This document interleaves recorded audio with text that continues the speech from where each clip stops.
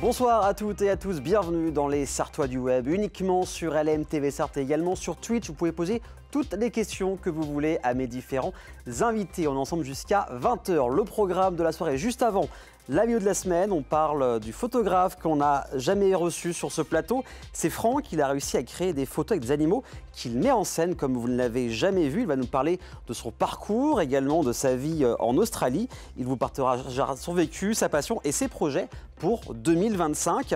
Ensuite, Aniela est l'alternance de la semaine à Arinfo au Mans, où elle a un parcours, on va dire, atypique. Et là, elle cherche une entreprise pour faire son alternance. Et puis, une action solidaire arrive en Sarthe avec les sacs à dos de l'Avent et l'association Poulette Lasso. Je vais recevoir Gwen et Karel qui vont nous parler de l'association et de cette action qui a lieu jusqu'au 15 décembre. Et puis, la question qu'on se pose, c'est le télétravail.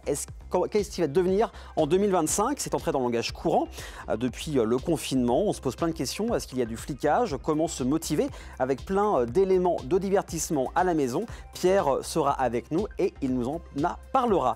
Et puis David, qui est formateur, consultant, créateur de contenu sur LinkedIn principalement, il va nous parler d'intelligence artificielle. Il partage tous les jours les avancées sur l'IA. Il nous racontera plus en détail cette technologie qui ne cesse d'évoluer, mais qui est peu effrayée aussi certaines personnes. Quel est l'avenir pour l'IA d'un point de vue artistique, pour le doublage ou alors pour s'aider aussi dans notre productivité? Il nous dira tout en fin d'émission. Et maintenant, vous le savez, c'est la vidéo de la semaine et on est tombé sur une vidéo sur TikTok qui parle de l'histoire du tramway au Mans qui existe depuis 2007. On a fouillé, regardez, c'est parti. Le Mans, c'est pas que les rillettes et la course automobile. On y trouve aussi un réseau de presque 20 km de lignes de tramway. Alors la ville a déjà eu un tram par le passé qui a fonctionné pendant 50 ans avant d'être fermé en 1947. L'une des lignes passait d'ailleurs dans la tranchée qui traverse la vieille ville. C'est en 2007 qu'un tramway moderne est remis en service dans la ville. Au départ, il est composé d'une seule ligne avec deux branches à l'est qui dessert entre autres le centre-ville et la gare. Il faudra ensuite attendre 2014 pour qu'un nouveau tronçon soit mis en service vers le nord. Pour l'occasion, le réseau est remodelé de façon à avoir deux lignes qui se partagent un tronçon commun entre Préfecture et Saint-Martin. Au niveau du matériel roulant, on a des Alstom Citadis 302 de 32 mètres de long qui seront bientôt rallongés à 44 mètres pour absorber tous les flux en heure de pointe. En sachant que le niveau d'offre actuel est déjà très attractif avec un passage toutes les 3 minutes sur le tronçon commun. En plus du tram, on a aussi un bus à haut niveau de service depuis 2016 qui dessert le sud-ouest de la ville depuis la gare. Il est commodément appelé Tempo 3, ce qui donne T3, vous voyez l'idée. Il est d'ailleurs exploité avec des Iveco Crealis, dont la livrée orange rappelle celle du tramway. Voilà, vous en savez un petit peu plus sur l'histoire du tramway du Mans pour vous la péter en soirée avec des anecdotes à raconter. Rien à voir, en parler de photographie avec Franck et c'est maintenant.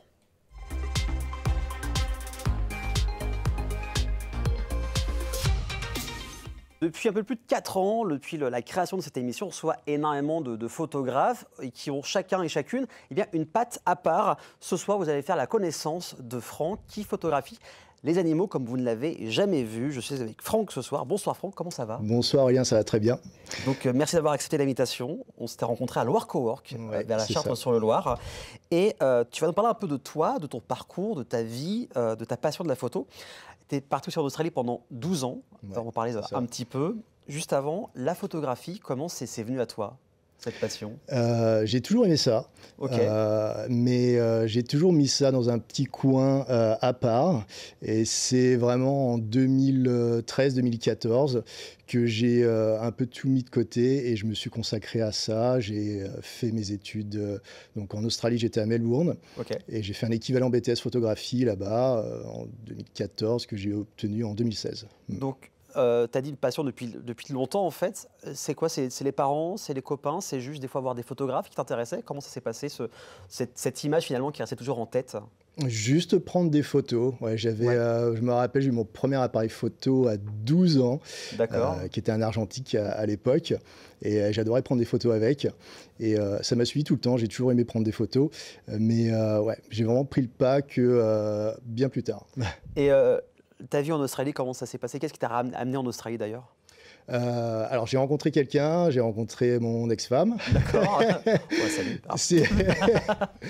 C'est pour ça que je suis parti là-bas. D'accord. J'ai vécu 12 ans là-bas. Je suis parti en 2008. Je suis rentré en France fin 2020. Ouais. Donc on est pendant la période Covid. Ouais. Tu rentres pendant la période Covid. C'est ça, ouais. Donc j'ai fait 2 confinements. J'en ai fait un là-bas. Et puis j'ai eu un très long hiver de presque un an.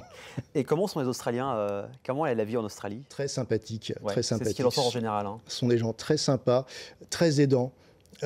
Toujours prêts à vous donner un coup de main. Okay. Il y a vraiment une solidarité chez les Australiens qui est vraiment fantastique. Ouais.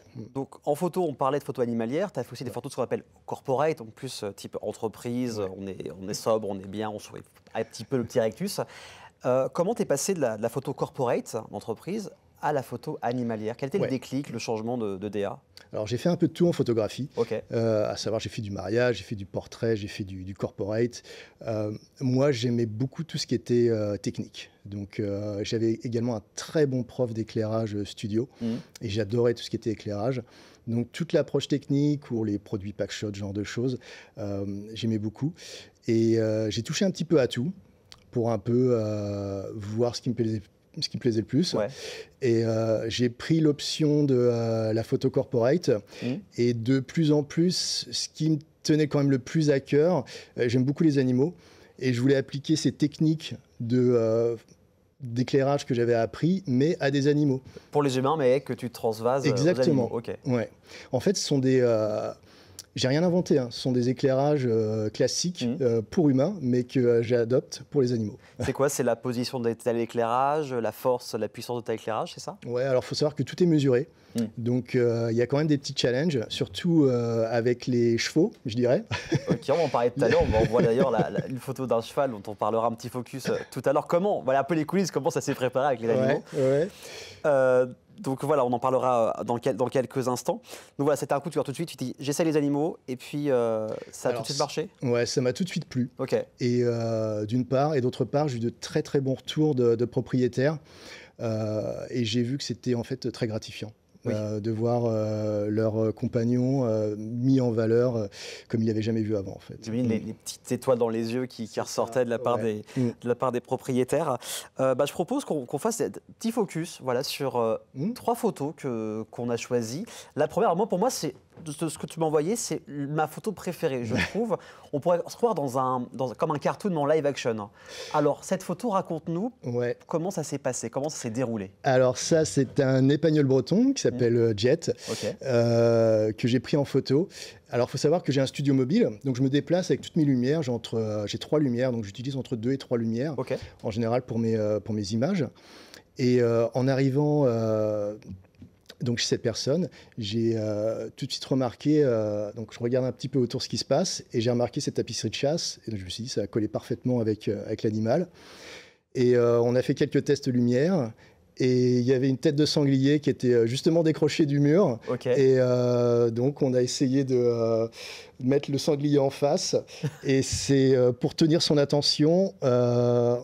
on a mis une croquette juste au-dessus de la tête du sanglier pour qu'il nous regarde, pour qu'il regarde comme s'il regardait le sanglier. Ouais. C'est ce qui se fait aussi avec les éleveurs, les dresseurs sur les plateaux de tournage aussi au cinéma, à la télé. C'est souvent la nourriture qui fait office d'attention. Donc c'est grâce à la croquette que tu as réussi à capter l'attention du chien. Ouais. Okay.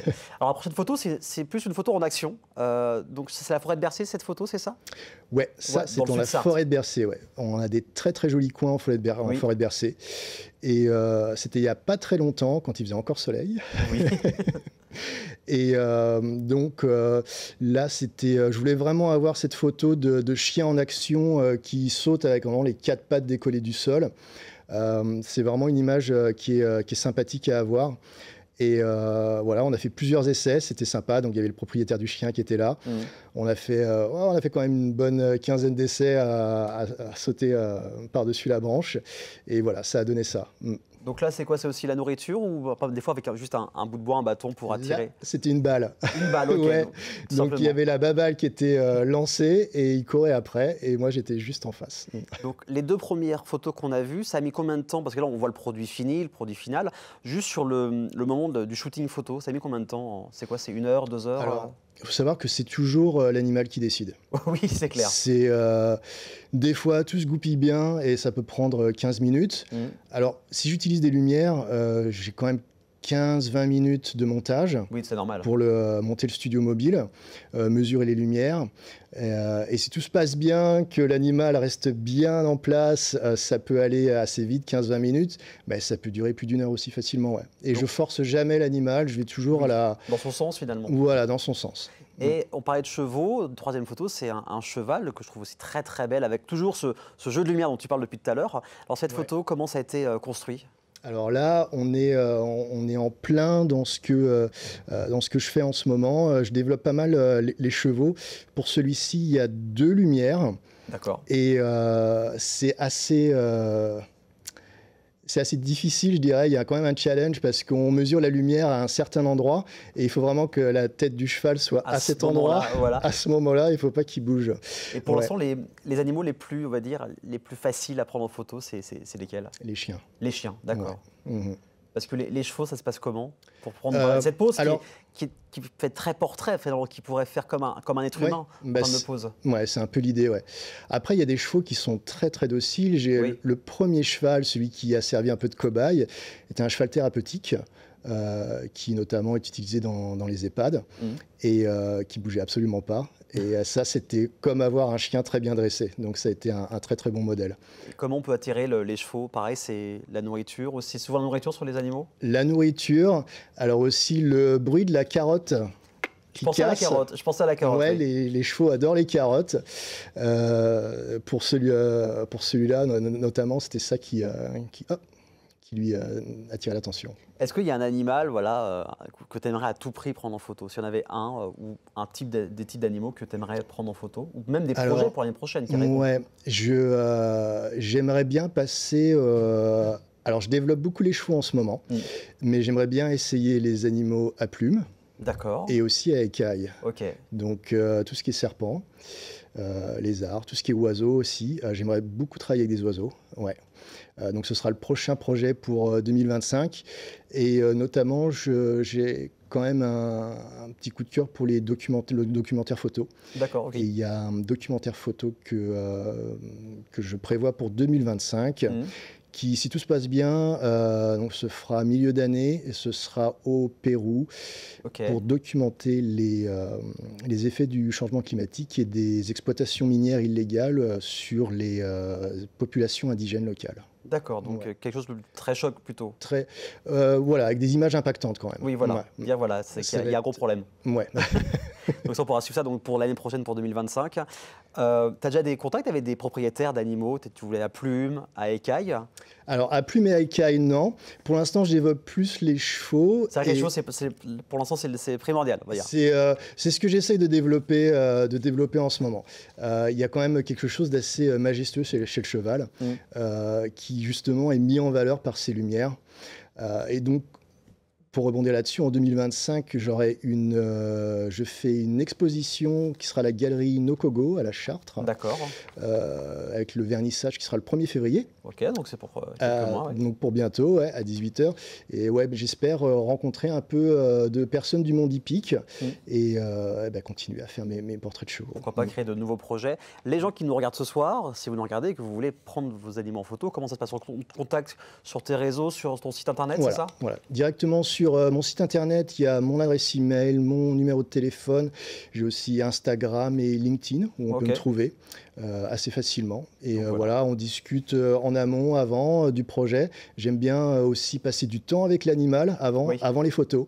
Ça, c'est important. Comme les humains, finalement. Comme les humains. C'est ça, on prépare bien le terrain pour que le shooting se passe le mieux possible. Donc voilà, n'hésitez pas. Merci beaucoup, Franck, en tout cas, d'être venu, d'avoir parlé de cette passion de la photo et des animaux. Merci beaucoup. Et donc, je rappelle que je suis au Loire Cowork. À la Chartre, Loire-en-Vallée. Voilà, juste à côté. C'est là où vous pouvez me trouver en personne aussi. Voilà, n'hésitez. Surtout, vous serez bien accueillis en plus par Denis et toute son équipe à Loire Cowork et puis l'exposition au mois de février. Merci beaucoup en tout cas, Franck. Dans quelques instants, on va parler des sacs à dos de l'Avent et aussi de l'alternance de la semaine. Mais ça, c'est après la pub. Restez avec nous. À tout de suite.